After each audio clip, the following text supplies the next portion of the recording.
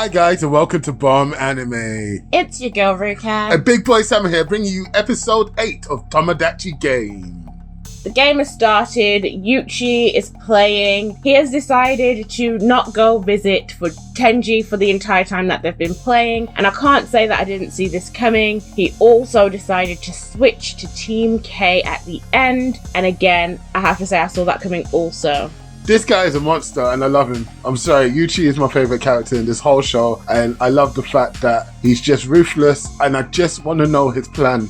Like, tell me, please, I'm waiting for it because I don't see how it's going to work. I still don't see it. Do you? Well, I thought that he was going to switch to Team K so that he's no longer being watched because he's on their team, and leave the girl on their subsequent team, and then find a way to get food to him and then re-switch back teams, because it didn't say there was a limit on how many times you could be switching teams. And by sitting there and making him starve for all that time and passing info to the other team so that it would fuel Tenji's depression, I guess, I feel like it was both a test for Tenji. He also warned him that he was going to wait, so that's why I knew he wasn't going to come back with food for a long time. So I think the test for Tenji is whether he's trustworthy and whether he's going to trust in Yuchi as a teammate, because in order to continue playing this game together, they need to have some level of trust between both of them, and Tenji has broken that trust in a massive way, and although he's got a nice sub-story, there's no real way to know whether it's true or not, and also while he's doing this, it's going to make the team think that there's no way that he would do this just to prove a point. I think that he's messing with their heads. He's making them believe that he doesn't give a crap about Tenji so that he can redouble cross them. I honestly think he doesn't give a crap about Tenji. If this was me, I switch to the other team and I wait for Tenji to give up, and then I'll be like, ha ha ha, you twat, you shouldn't have betrayed me. Like, I'm done. But I don't know, it's not me, it's Yuchi, and Yuchi's got the brains, because remember how last time he did that Shadow Jutsu bluff whatever in the last game, and I was like, how did he notice this? And in the first game, he's the only one who knew what was going on. So yeah, I'm just waiting. I just want to know what's going on. I have a feeling that the girl who was sent there as a plant, Maria, actually does know somewhat of Yuchi's plan, and I think she likes it. She actually seems to be a little bit twisted herself, and she seems to really be enjoying whatever game Yuchi is playing. I don't think she would know the full story, because I don't think he would completely trust anyone with the full story. He's not that kind of person, but I feel like he would give her enough to keep her there as part of his plan. Yeah, I mean, he didn't even tell Tenji the full story, and he's the one he likes more out of the two of them. So, like, as I said, Tomodachi Game is a really good anime. And guys, if you're not watching yet and you're just trying to do a dabble, first of all, why in episode 8? But okay. And second of all, please go watch this thing. I want to talk more about Maria. So she's gone from the cockpit where she's seeing everything going on to the actual game itself. It has got a little bit of Squid Game vibes involved. But why Maria? Why not the other one, who I can't remember her name? And how did Yuchi know that it was going to be a cute girl? I asked this question already in the last episode. But right now, as we see more of nothing happening, because Yuchi's not doing nothing, Maria's not doing nothing, and Tenji's definitely not doing nothing. Why is she there? Just to report, okay, there's a beast in our midst. You knew that from the cockpit. Why her though? Well, I think this is very much run like a business. You've got the host of the show, you've got the people that watch, and I'm sure they have multiple different plans that they would use in any given situation. Obviously, Tomodachi Game, the people behind it put a lot behind it. They research all of the participants, they research their family members, like they know their weak points. So it would make sense that they would have multiple plans for problematic participants. I'm sure that Tenji and Yuchi are not the first people that have come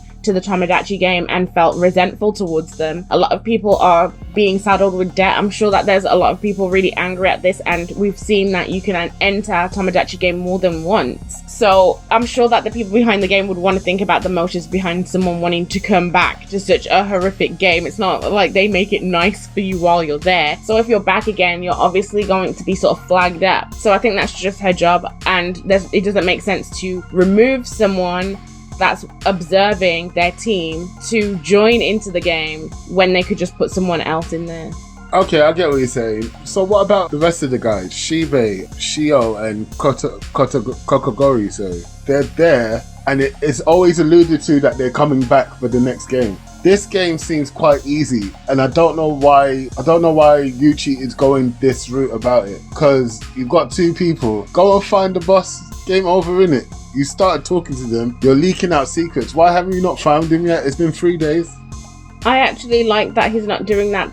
It's good, because if he was just doing what you would expect him to do, that makes it very predictable, and then the anime would become really quickly boring. And I don't really think that the 3 other teammates really matter right now, because they're off screen and they're not contributing in any way to this game. I would normally agree with you, but it's because Shiho is the only reason why Yuchi isn't in this by himself, because that is what Tenji said allegedly in it. So I'm just wondering how this whole game came about, because like, as I'm watching this hide and seek and then watching the first game and watching the second game and now this game, I'm just thinking, how did you not get into this situation? Like, what's going on? And like, I know they've explained that Tenji is the traitor and this, that and the other, and he did this because of Shiho and whatever, but it's like, I don't know, it's starting to get more far-fetched for me. I'm not saying I dislike the anime, because I really do. It's an interesting watch still. But it's starting to get more and more increasingly far-fetched. Like, I'm not getting why he's sitting there for 3 days when your guy can press the button at any time.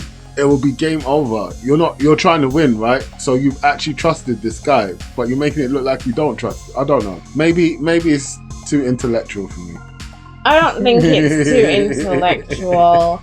I actually like it because it keeps the mystery going. That's what I actually like about this anime, that they're throwing things at it that you wouldn't expect and that you can't follow. Like, you think that you know what's going on, but then as soon as you think that you know, they throw another weird twist, or they make the characters act in a way that doesn't make sense to us until we see 2 episodes later or an episode later, which I really enjoy about that. I like that it keeps you guessing. And obviously the next game is going to be, I feel like they're going to wrap this game up probably in the next episode, where he joins this team and we're going to find out more about the dynamics. However, I did think it was really lame when they were showing us the descriptions of each of the characters for Team K, because they were just so lackluster. Like, he's a flirt.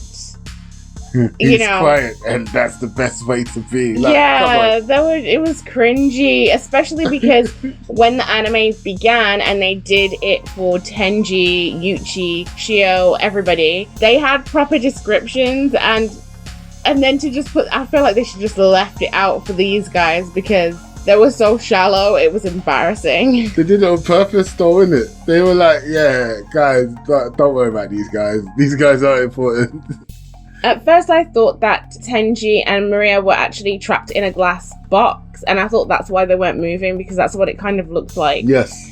But then it's just a screen where it seems like they're keeping some sort of score. And also you could see Manabu jumping up and down as well, like really animated. So I wonder if there's something to do, like something on that glass that was like a clue into what was going on. And I wish I'd looked at it more closely, but I didn't when I was watching the episode. Well, on that note, thank you so much for watching. And if you made it this far, we really, really appreciate you. Don't forget to like, subscribe, and share. Peace.